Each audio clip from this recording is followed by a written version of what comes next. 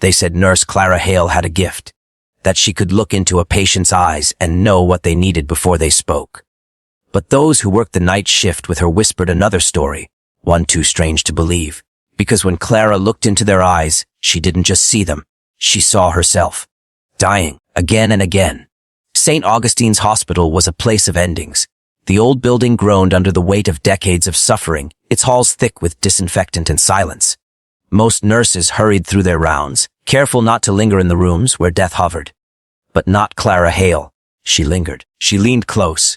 She looked directly into her patient's eyes, because she believed that was where truth lived, where a person's soul rose, stripped bare by pain. It began as empathy, the kind that set her apart from her colleagues.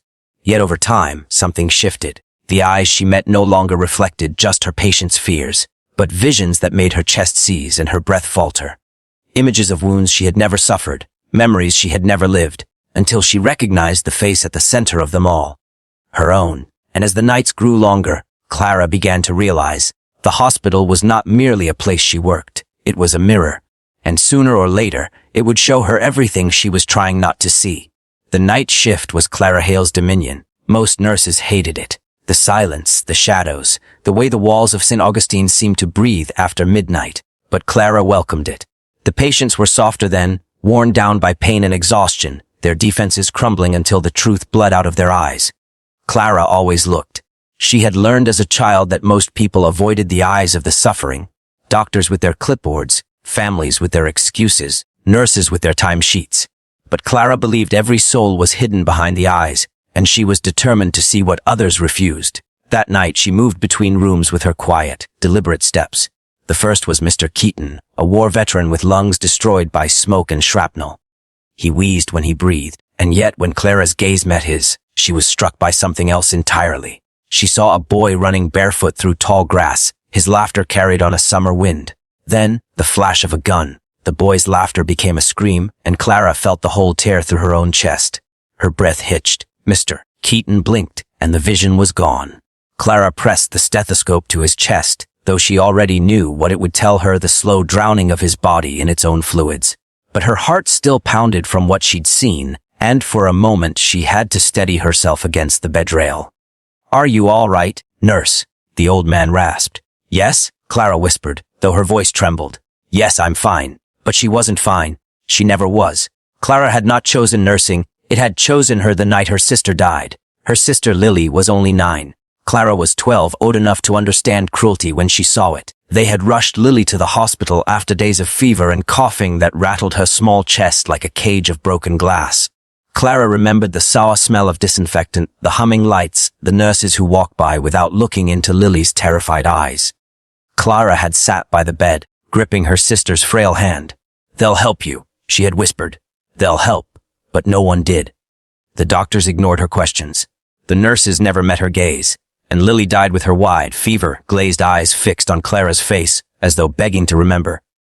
Clara did remember. She remembered every detail, every sound, every absence of kindness. And she made herself a promise she would never be the kind of nurse who looked away. She would carry her sister's eyes inside her, and she would see every patient the way no one had seen Lily. But Clara never could have known what price that promise would exact. It began quietly. She was tending to a young man, Daniel, who had been admitted after a failed suicide attempt. He was barely 20, with dark hair that clung to his forehead in damp strands and eyes that never seemed to settle. Clara had spent nights at his bedside, watching him drift in and out of uneasy sleep.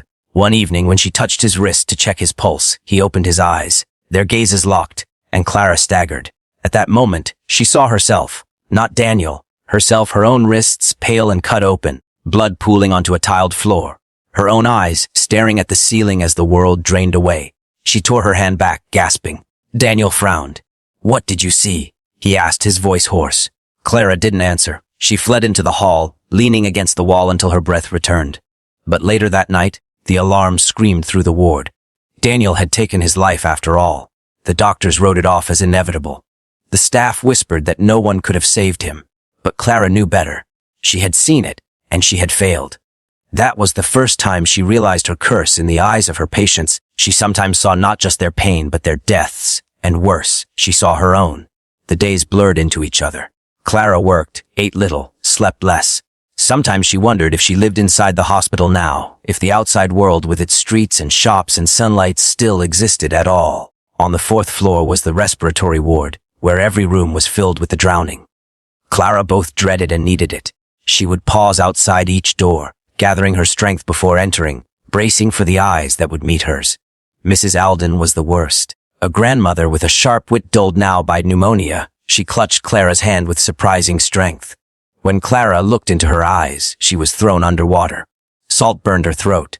Darkness pressed on her chest. She kicked, clawed, but her lungs filled and filled until she convulsed with the need for air. Clara tore herself away, coughing as though she had swallowed the ocean.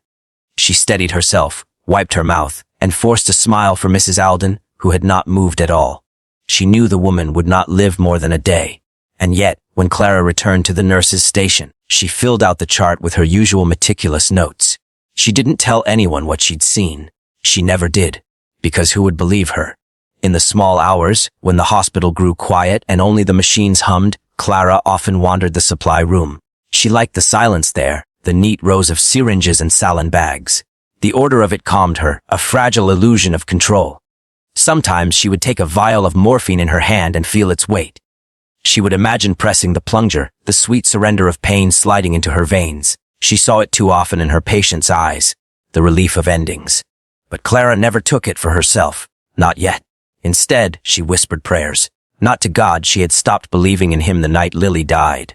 Her prayers were for the patients, for the visions, for the strength to carry the weight of so many lives pressing against her. The prayers never worked. Still, she whispered to them. One winter night, they brought in a boy of 13. His name was Jonah. He had stopped speaking after a car crash that killed his parents, and he had no family left. Clara sat with him, trying to coax him to eat, to rest. He stared at her with wide, unblinking eyes. And when their gazes locked, Clara felt herself plunge again. She was in the back seat of a car, glass shattering around her. She felt the crunch of metal, the hot spray of blood, and then she heard screaming, not his, but hers, her own voice, shrill and broken, calling for help that never came. She jerked back, trembling. Jonah's lips parted for the first time in weeks. It's you, he whispered. His voice was thin as paper. You were there. Clara froze. What do you mean? Jonah didn't answer. He closed his mouth and looked away, as if the effort of speaking had cost him everything. But Clara couldn't shake his words. You were there. How could he have seen what she had seen? How could a child she'd never met carry the same visions inside his eyes? That night, Clara dreamed of her sister's death again. But this time, Lily was not in the hospital bed. Clara was. After Jonah, Clara began avoiding mirrors. The bathrooms in the ward had long sheets of glass above the sinks, but she kept her eyes down, washing her hands quickly, never lifting her head. Once, when exhaustion betrayed her, she did look up, and wished she hadn't.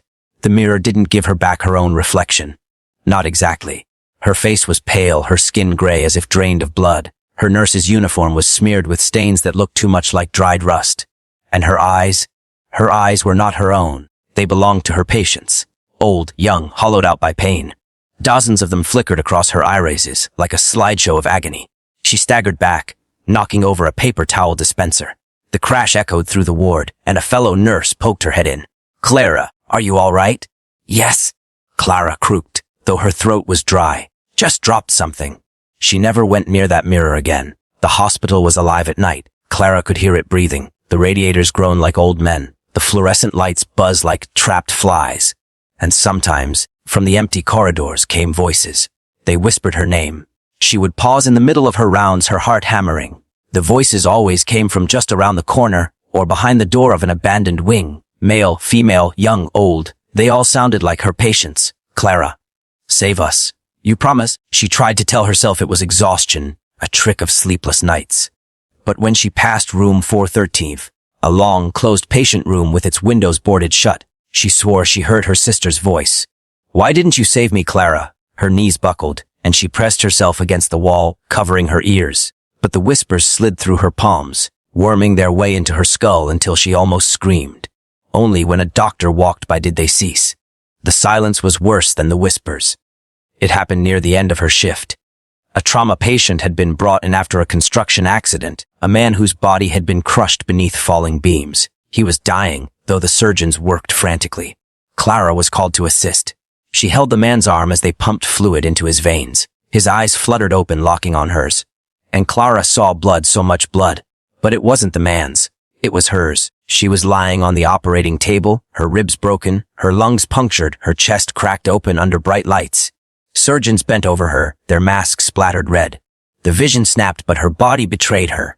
She stumbled back, her hands slick. She looked down. Her palms were drenched in crimson. She cried out, staggering into the hallway. A janitor glanced up, confused. But when Clara looked again, her hands were clean. Not a drop of blood anywhere. She sank to the floor, shaking, unable to breathe. For the first time, she wondered if she was losing her mind. Clara Hale had taken her oath to never look away, but the eyes of her patients were consuming her. Each gaze dragged her deeper, blurring the line between their suffering and her own. And as the whispers grew louder, as the visions bled into her waking life, one truth rose like a shadow she could not escape. She wasn't just seeing her patients' deaths, she was seeing her own. There were parts of St. Augustine's that Clara had never seen, though she had worked there for nearly a decade. Certain stairwells led to locked doors. Certain elevators had buttons that no longer lit. The staff joked about it sometimes, old wings, long since shut down, left to rot. But Clara had begun to notice things. Patients who muttered about nurses. In the basement. Old charts stamped with room numbers that didn't exist. A security guard who refused to walk past the third sublevel at night. One evening, while searching for missing supplies, Clara turned down a corridor she swore she had never noticed before. The paint was peeling, the air damp. At the end was a door with no label, only a black keycard reader that had long since gone dark. Her heart thudded. She reached out, fingers brushing the metal handle. The instant she touched it, her vision swam. She saw herself strapped to a bed in that very room, wrists bound with leather restraints. Her mouth opened in a scream, but no sound came. A nurse walked past, clipboard in hand, ignoring her. Clara yanked her hand back, gasping. The door was just a door again, locked, silent.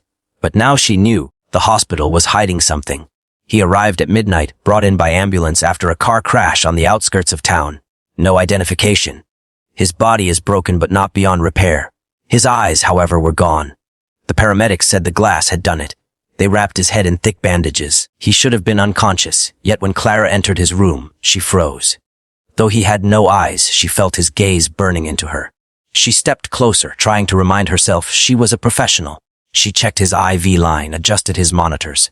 But the air around him was heavy, as though the shadows themselves leaned toward his bed. Then he spoke. "You see them, don't you?" His voice was hoarse, but clear. Clara stiffened. "What do you mean? The faces?" he whispered. "The dying ones? They all wear your skin?" Her blood ran cold. She glanced around, but they were alone. How do you know that?" His bandaged head tilted toward her. "Because I saw you. Before I lost my eyes, I saw you in the glass. Not as a nurse, as a patient." Clara stumbled back, her chest tightening. "That's not possible." The man gave a wet, rattling laugh. "Nothing in this place is impossible. Not in the night ward." She fled the room, but his words clung to her like cobwebs. The night ward. She had never heard anyone call it that. Not until now. The whisper spread. Clara began noticing it first in passing glances. Patients who should have been delirious or sedated would watch her with eerie clarity. Their mouths would twitch into faint, knowing smiles. And when she met their gaze, the visions changed. No longer just pain or death, but memories. Memories of her. A skeletal woman with cancer whispered as Clara changed her eye view. "You held my hand when I screamed. Don't you remember?" Clara froze. "We've never met." But the woman only closed her eyes, satisfied. Later, a man recovering from heart surgery rasped, "You gave me the pills. You told me to swallow." Clara's skin prickled. She had never seen him before his admission. By the end of the week, nearly a dozen patients had said it, that she had been there with them before.